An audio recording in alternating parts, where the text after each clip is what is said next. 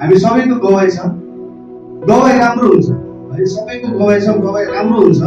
किनभने कतिजना हामी है भेट्दै, कतिजना लड्दै, अनि मण्डली चाहिँ यस्तो ठाउँ हो, प्रभुको जनहरू उदाहरण दिन्छ कि मण्डली चाहिँ आत्मिक ग्यारेज जस्तै हुन्छ क्या, कतिले हस्पिटल जस्तै हुन्छ क्या।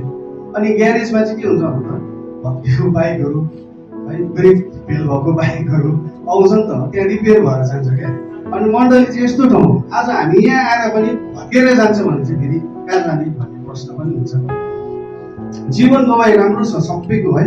मैले तपाईँलाई भने वा भन्नेमा तपाईँले विचार लागे जस्तो रहेछ। अनि यहाँनिर एउटा मान्छेको चाहिँ है, उसको नाम चाहिँ योना क्या, जोना। परमेश्वरले भन्नुभएको थियो है, उसले तर आज्ञा पालन गरेन। उसको कारणले चाहिँ के भयो, जहाज चाहिँ हल्लियो नि त, समस्या आयो, राम्रै चल्दै गरेको जहाजमा पनि हल्लिन थाल्यो। बिचरा अन्य जातहरू अत्ताले के भइरहेको छ, अनि चिट्ठा हाल्दा त नाम उसमा पऱ्यो क्या। अनि उसलाई भनेको उठ तिमी भनेर भन्दाखेरि चाहिँ तिमी को हो भन्यो क्या। उसले के भन्यो, म एक हिब्रू हुँ अनि म स्वर्गका परमेश्वरको आराधना गर्छु जसले समुद्र र जमिन दुवै बनाउनु भयो।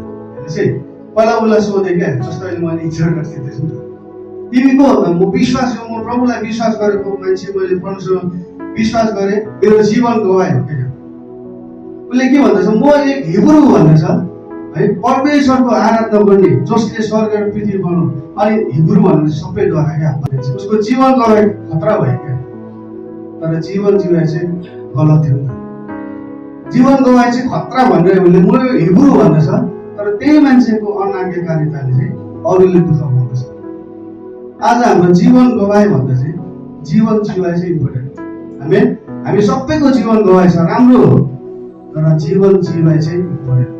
कतिपल्ट नि हाम्रो गलत जीवन जिवाइले गर्दाखेरि नि राम्रै चलेको जहाज पनि हल्लिँदै गरेको थियो। आज मण्डलीमा प्रायः त्यस्तै हुन्छ है, एकजनाको कारणले धेरैले दुःख पाइरहेको हुन्छ क्या। किन भन्नुहोस् त, जीवन गवाई त राम्रो छ नि त, जीवन जिवाई चाहिँ गलत छ।